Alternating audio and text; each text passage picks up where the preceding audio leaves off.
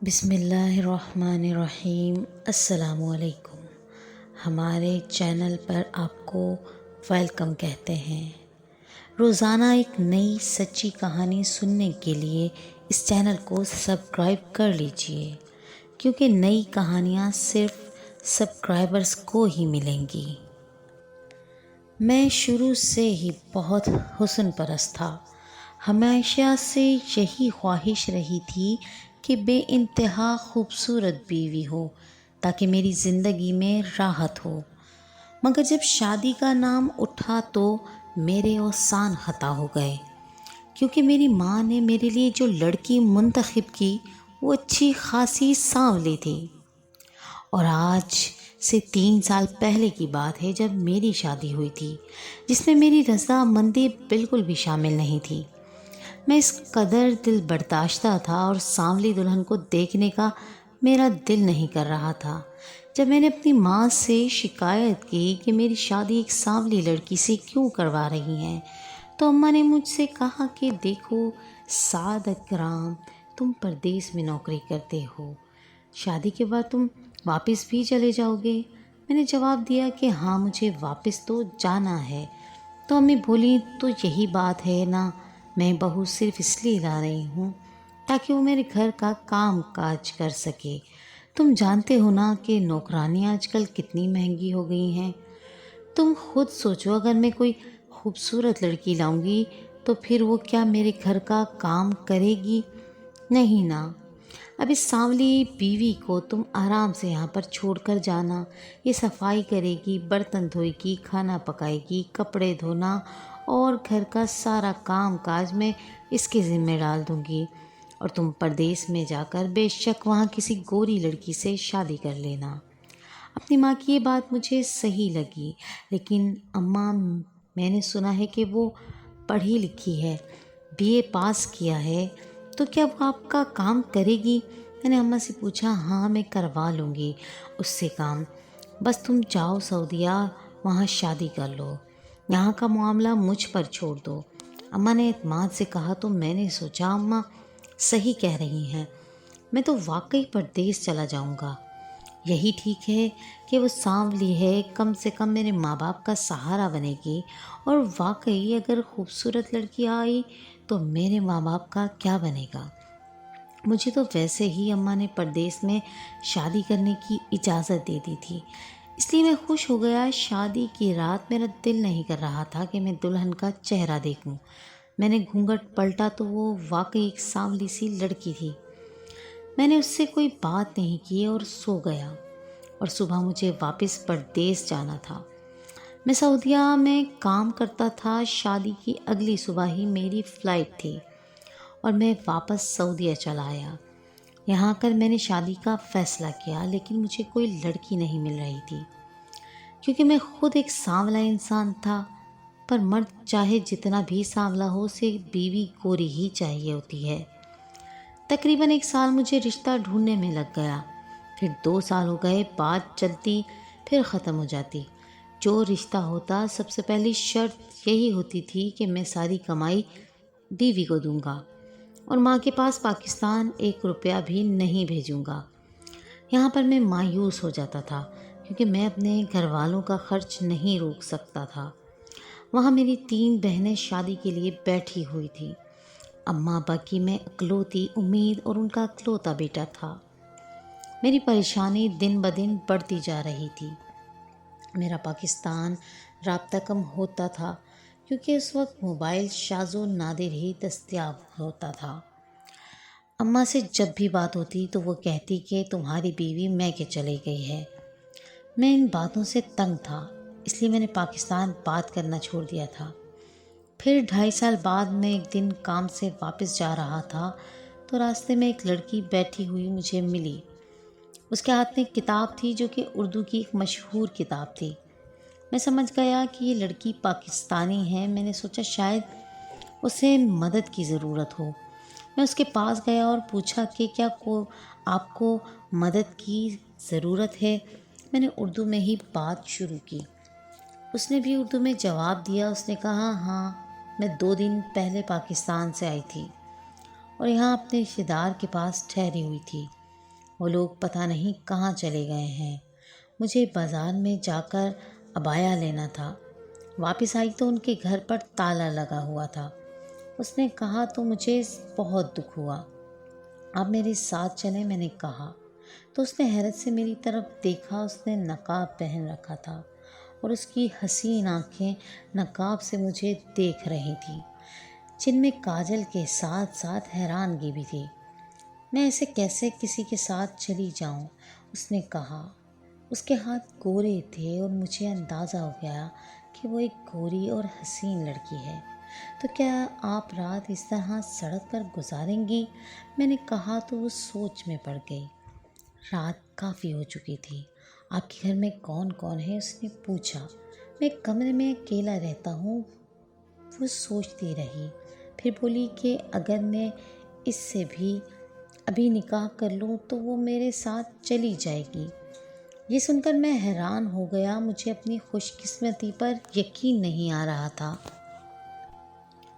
کہ اتنی خوبصورت اور گوری لڑکی مجھ سے خود نکاح کا کہہ رہی تھی، وہ بھی بنا کسی شرط کے۔ مجھے اور کیا چاہیے؟ میں نے فوراً راضی ہو گیا۔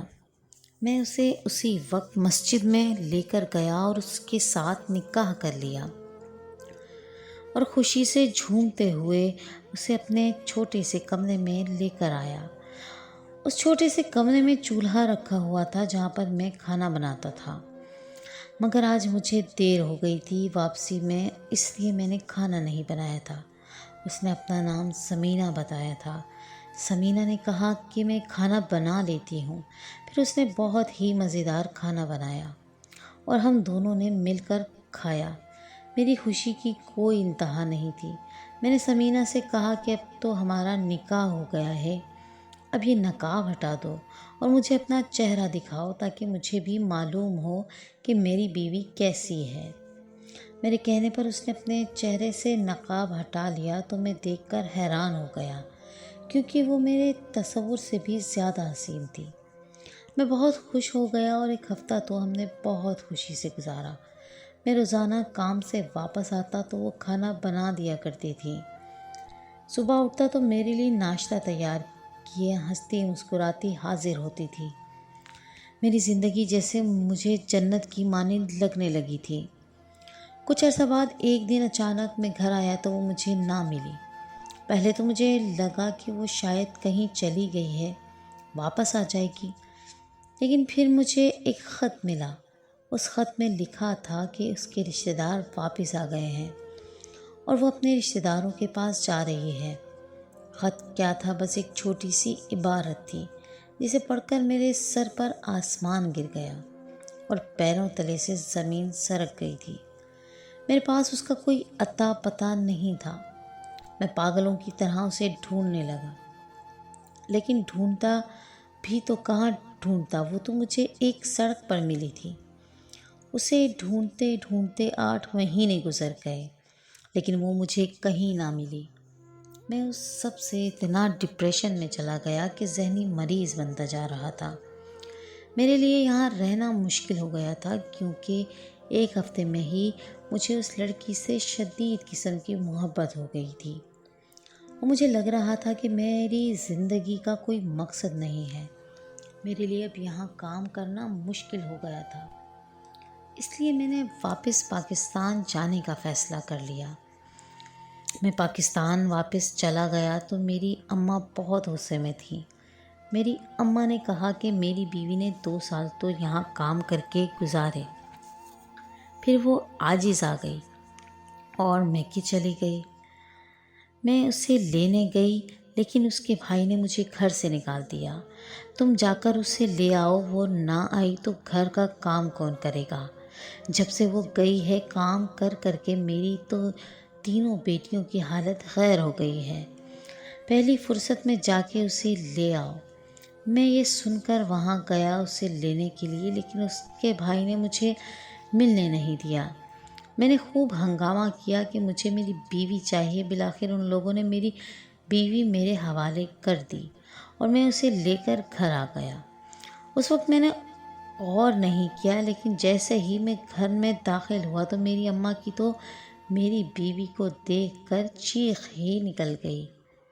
میں نے تو اس کی طرف غور سے دیکھا بھی نہیں تھا۔ اماں نے دیکھا تو اس کا پیٹ بڑھا ہوا تھا، جیسے کہ اس کے پیٹ میں 9 مہینے کا بچہ ہو۔ میری اماں نے خوب ہنگامہ کیا اور کہا کہ یہ بد کردار ہے۔ میں نے بھی جب دیکھا تو مجھے محسوس ہوا کہ واقعی اس کے پیٹ میں بچہ ہے۔ میں نے اس پر چیخنا چلانا شروع کر دیا۔ میں نے اسے بد کردار کہہ کر گھر سے نکالنا چاہا، اس کے ہاتھ سے کھینچ کر اسے گھر سے باہر کرنا چاہا، لیکن اس نے میرے پیر پکڑ لیے اور بولی، میں قسم کھا کر کہتی ہوں کہ یہ بچہ آپ کا ہے۔ اگر آپ کو میری بات پر یقین نہیں تو بچہ پیدا ہونے کے بعد DNA ٹیسٹ کروا لینا۔ ابھی کچھ دن بعد ہی مجھے ڈیلیوری کی ڈیٹ دی ہے ڈاکٹر نے۔ مجھے ڈیلیوری تک کی مہلت دے دیں، سب کچھ ثابت ہو جائے گا۔ میری بیوی نے یہ کہا تو اماں نے کہا کہ ٹھیک ہے، اسے مہلت دے دو۔ میں نے اماں سے کہا کہ ایسے کیسے ہو سکتا ہے؟ میں تو 3 سال سے سعودیہ میں رہ رہا ہوں، پھر یہ بچہ کیسے ہو گیا؟ اماں نے مجھے سمجھایا کہ محلے میں تماشا بنے گا، ہم ٹیسٹ کروا لیتے ہیں، سب کے سامنے آ جائے گا، پھر ہم اس کے بھائی سے بڑی رقم کا مطالبہ کریں گے، کہیں گے کہ اگر اپنی بہن کی شادی بچانی ہے تو ہمیں 10 لاکھ روپے دے دو، کیونکہ تمہاری بہن بد کردار ہے اور اس کے پیٹ میں کسی اور کا بچہ ہے۔ پھر جب DNA ٹیسٹ میں ثابت ہو جائے گا تو ہم ان لوگوں کو بلیک میل کر کے ان سے پیسے لیں گے۔ مجھے یقین ہے اس کا بھائی اپنی عزت بچانے کے لیے پیسے دے گا۔ میری اماں نے کہا تو میں سوچ میں پڑ گیا۔ پھر میں اسے واپس گھر لے آیا اور ڈیلیوری کا انتظار کرنے لگا، یہاں تک کہ ڈیلیوری کا دن آ گیا۔ وہیں پر ہی میں نے ڈاکٹر سے کہا کہ بچے کا DNA ٹیسٹ کریں۔ جب DNA ٹیسٹ کی رپورٹ سامنے آئی تو میرے پیروں تلے سے زمین سرک گئی، کیونکہ یہ تو میرا ہی بچہ تھا۔ مجھے یقین نہیں آ رہا تھا۔ میں غصہ ہو گیا، ڈاکٹر سے کہا کہ آپ نے غلط رپورٹ بنائی ہے۔ میری اماں نے بھی کہا کہ رپورٹ غلط ہے، لیکن ڈاکٹر بضد تھے کہ یہ رپورٹ صحیح ہے۔ میں نے شہر کی سب سے مشہور لیبارٹری سے ٹیسٹ دوبارہ کرایا تو وہی نتیجہ نکلا۔ میں نے مزید 3-4 لیبارٹری سے ٹیسٹ کروائے، لیکن یہی بات ثابت ہوئی کہ یہ بچہ میرا ہے۔ میں حیران کہ ایسے کیسے ہو سکتا ہے، یہ تو بالکل ایک ناممکن سی بات ہے۔ خیر جو بھی تھا، ہم بچے کو گھر لے آئے۔ میں نے اپنی بیوی سے کہا کہ اپنے میکے چلی جائے، مجھے بچہ نہیں رکھنا۔ مجھے یقین نہیں ہے، اس نے میری منت کی کہ میں ایک بار آرام سے بیٹھ کر اس کی ساری بات سن لوں، اس کے بعد فیصلہ کروں۔ میں نے اس کی بات مان لی اور بیٹھ کر آرام سے سننے لگا۔ اماں بھی میرے ساتھ بیٹھی تھیں، وہ اپنی کہانی سنانے لگی اور میں سننے پر مجبور ہو گیا۔ اس نے ہم دونوں کی جانب دیکھا اور بولی، جب میری آپ سے شادی ہوئی تو آپ نے ایک نظر مجھے دیکھا اور صبح واپس چلے گئے۔ میں سمجھ گئی تھی کہ آپ نے میری ظاہری صورت کی وجہ سے ایسا کیا ہے۔ میں کوئی بدصورت لڑکی نہیں تھی، میرے نقوش بہت خوبصورت تھے، لیکن میرے رنگ کے پیچھے سب چھپ گیا تھا۔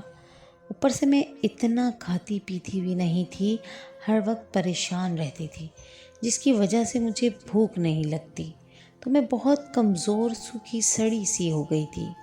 اس کمزوری نے مجھے مزید عام سا بنا دیا تھا۔ 2 سال اس گھر میں آپ کی اماں نے مجھ سے اتنا کام کروایا کہ میری جان نکل گئی۔ آہستہ آہستہ میں باغی ہوتی چلی گئی۔ میں سوچتی تھی کہ میں بھی انسان ہوں، مجھے کون سے گناہ کی سزا دی جا رہی ہے۔ اس گھر میں آپ مجھے چھوڑ کر چلے گئے اور سسرال میں ظلم ہو رہا ہے۔ میرے بھائی نے یہاں آ کر کافی مرتبہ یہ بات کہی کہ اس کے ساتھ انصاف نہیں ہو رہا، لیکن آپ کی اماں نے ان کی بے عزتی کر کے انہیں گھر سے نکال دیا تو دوبارہ نہیں آئے۔ مگر بھائی مجھے بار بار کہتے تھے کہ طلاق لے لو، میں تمہاری دوسری جگہ شادی کراؤں گا، لیکن میرا دل گوارا نہیں کرتا تھا۔ میرے میکے میں صرف میرا بھائی اور بھابھی رہتے تھے۔ ایک دن میں میکے گئی تو وہاں سعودیہ سے میری ایک دور کی خالہ زاد آئی ہوئی تھی۔ ان کا نام رابعہ تھا۔ انہوں نے میری حالت دیکھی تو مجھے پہچان نہیں پائی۔ انہوں نے مجھے کہا، صبا تم وہی لڑکی ہو جسے میں نے آج سے 10 سال پہلے دیکھا تھا۔ یقین ہی نہیں آ رہا کہ تم ایسی ہو گئی ہو۔ آخر تمہیں کیا ہو گیا ہے؟ میں نے انہیں اپنے سارے حالات بتائے۔ پھر رابعہ نے ایک ترکیب سوچی اور مجھے کہا کہ وہ مجھے سعودیہ لے جائے گی اور آپ سے ملوائے گی، اور یہ کہ میں سسرال چھوڑ دوں۔ میں نے کہا، ایسے کیسے ہو سکتا ہے؟ انہوں نے تو میری شکل دیکھنا بھی گوارا نہیں کیا، تو اب کیسے مجھے قبول کر لیں گے؟ رابعہ نے کہا، یہ بات تم مجھ پر چھوڑ دو، میں جیسا کہتی ہوں تم ویسا کرو۔ رابعہ نے مجھے انجیکشن لگوائے، رنگ گورا کرنے والے، جس سے کچھ ہفتوں میں میرا رنگ دودھیا سا ہو گیا اور خوب چمکنے لگا تھا۔ میں تو حیران ہو گئی۔ پھر رابعہ نے بتایا کہ یہ رنگ گورا کرنے والے انجیکشن ہیں جنہیں آج کل سب لگواتے ہیں۔ پھر انہوں نے میرے کاغذات بنوائے اور مجھے اپنے ساتھ سعودیہ لے گئے، اور وہاں پر مجھے خوب کھلایا پلایا، جس سے میری صحت بحال ہو گئی۔ ہمیں آپ کی رہائش کا پتہ تھا۔ ایک دن آپ وہاں سے گزر رہے تھے تو رابعہ نے مجھے کہا کہ تم یہاں پہ بیٹھ جاؤ، اس کا دھیان تمہاری طرف چلا جائے گا۔ اور ایسا ہی ہوا، آپ کا دھیان میری طرف چلا گیا، اور میرے رنگ اور میری صحت کے بدلاؤ کی وجہ سے آپ مجھے پہچان ہی نہیں پائے۔ آپ نے تو مجھے دیکھا ہی نہیں تھا، اس لیے آپ نے مجھے انجان لڑکی سمجھ کر مجھ سے فوراً نکاح کر لیا، حالانکہ اس کی ضرورت نہیں تھی۔ میں تو پہلے سے ہی آپ کے نکاح میں تھی۔ صحت مند کھانے کی وجہ سے میرا رنگ گورا ہو گیا۔ یہ خوبصورتی وقتی تھی، میرا رنگ واپس سانولا ہو جانا تھا۔ جیسے ہی میرا رنگ سانولا ہونا شروع ہو گیا، میں وہاں سے نکل آئی۔ میرا ویزا بھی پورا ہو گیا تھا۔ میں نے وہاں پر عمرہ کیا، 15 دن کے لیے میرا ویزا تھا۔ پھر میں واپس چلی آئی۔ پاکستان آ کر مجھے معلوم ہوا کہ مجھے حمل ٹھہر گیا ہے۔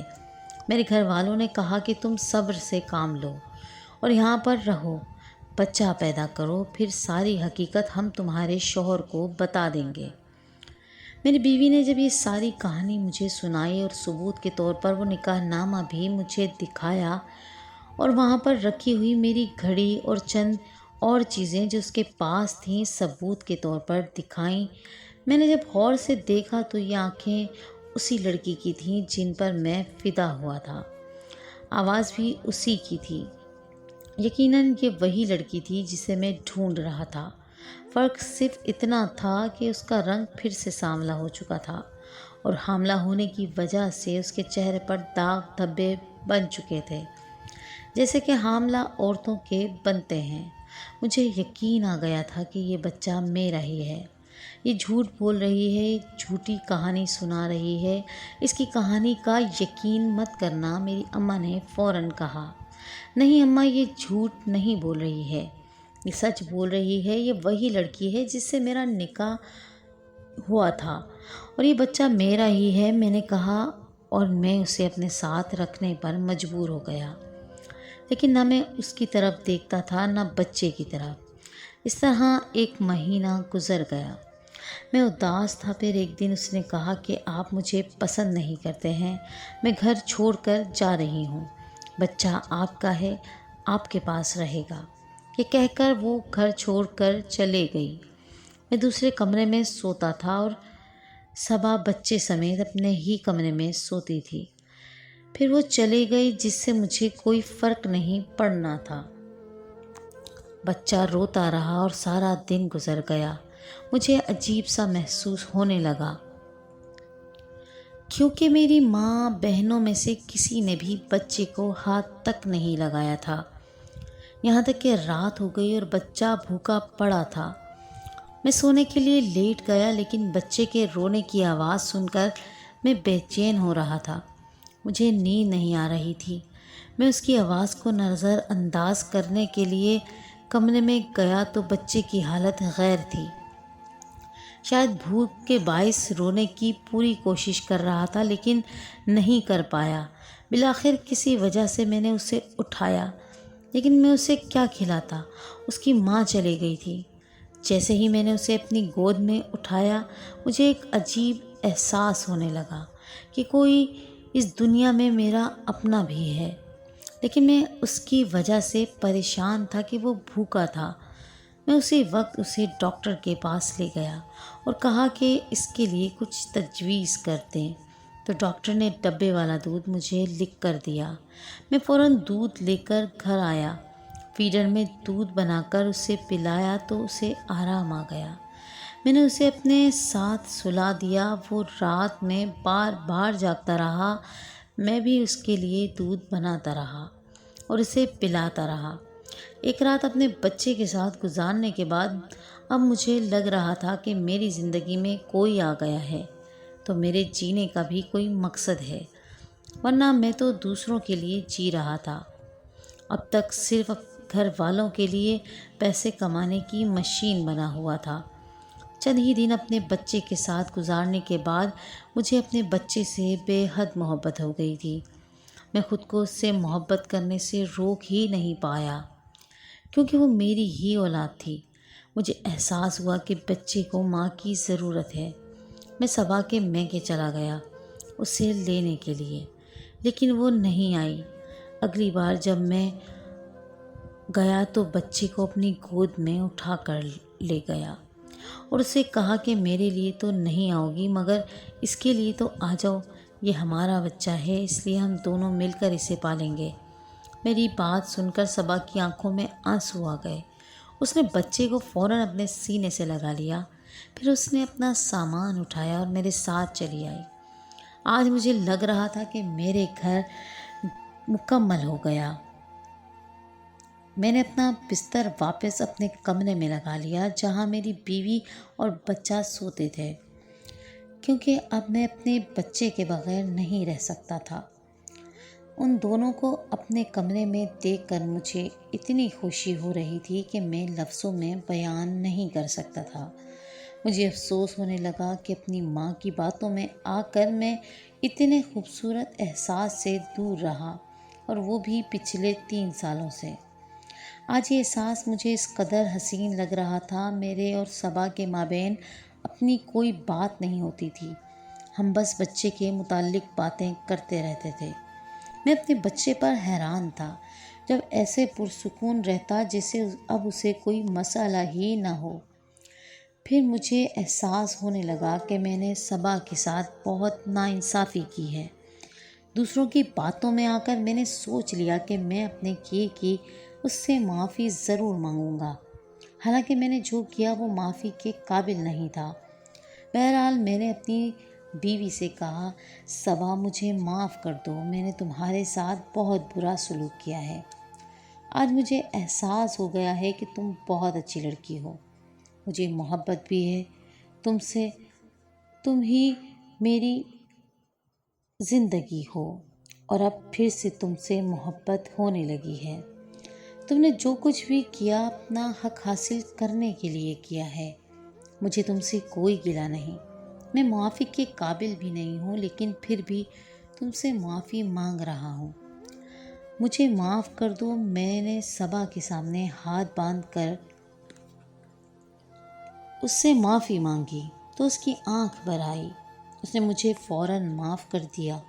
میں نے مزید کہا، میں تم سے وعدہ کرتا ہوں کہ میں آج کے بعد تمہیں کوئی دکھ نہیں دوں گا اور تمہارا بہت خیال رکھوں گا۔ میری یہ بات سن کر وہ خوشی سے سرشار ہو گئی۔ میں نے اس سے وعدہ کیا کہ میں اسے الگ گھر میں رکھوں گا، مگر اس نے انکار کر دیا اور کہنے لگی، نہیں، مجھے الگ گھر نہیں چاہیے، میں یہاں پر ہی خوش ہوں، مجھے آپ کی محبت چاہیے تھی اور وہ مجھے مل گئی، سو مجھے گھر کی خواہش نہیں ہے۔ میرا گھر یہی ہے اور ماں باپ سے بیٹے کو جدا کر کے مجھے کوئی خوشی نہیں ملنے والی، میں ایسی نہیں ہوں۔ صبا نے کہا تو اس کی یہ بات دروازے کی چوکھٹ پر کھڑی میری اماں نے بھی سن لی۔ اماں کی آنکھ پر بھر آئی اور وہ کمرے میں آئی اور صبا سے اپنے کیے کی معافی مانگی کہ بیٹا مجھے معاف کر دو، میں نے تمہارے ساتھ بہت برا سلوک کیا۔ لیکن آج بھی تم ہمیں چھوڑ کر جانے کو تیار نہیں۔ حالانکہ آج تمہیں اس کا اختیار تھا کہ آج کے بعد تم میری بہو نہیں بیٹی ہو۔ میری اماں نے صبا کو گلے لگاتے ہوئے کہا تو اس وقت مجھے لگا کہ میری دنیا مکمل ہو گئی ہے۔ کتنی عجیب بات ہے کہ صرف ایک رنگ کو بنیاد بنا کر میں نے جس لڑکی صبا کے ساتھ اتنا برا سلوک کیا کہ انسانیت کی حد بھی بھلا دی، آج میرا گھرانہ اسی لڑکی نے مکمل کر دیا۔ یہ گورا رنگ اور یہ خوبصورتی تو 4 دن کی چاندنی ہے جو وقت کے ساتھ ڈھل جاتی ہے، لیکن اصل چیز انسان کی سیرت ہے جو کبھی ماند نہیں پڑتی۔ میں خدا کا شکر ادا کرتا ہوں کہ اس نے مجھے صبا جیسی بیوی عطا کی، جس کے ہونے سے مجھے واقعی دل و دماغ کی راحت نصیب ہوئی۔ اس کے ساتھ ساتھ میں نے اپنے اللہ سے بھی اپنے کیے کی معافی مانگی کہ میں نے اس کی تخلیق پر اعتراض اٹھایا تھا، اور وہ رب تو بڑا قادر اور مہربان ہے، اس لیے تو اس کے بعد مجھے روح کی گہرائی تک سکون آ گیا ہے، اور آج ہم سب اسی گھر میں خوشگوار زندگی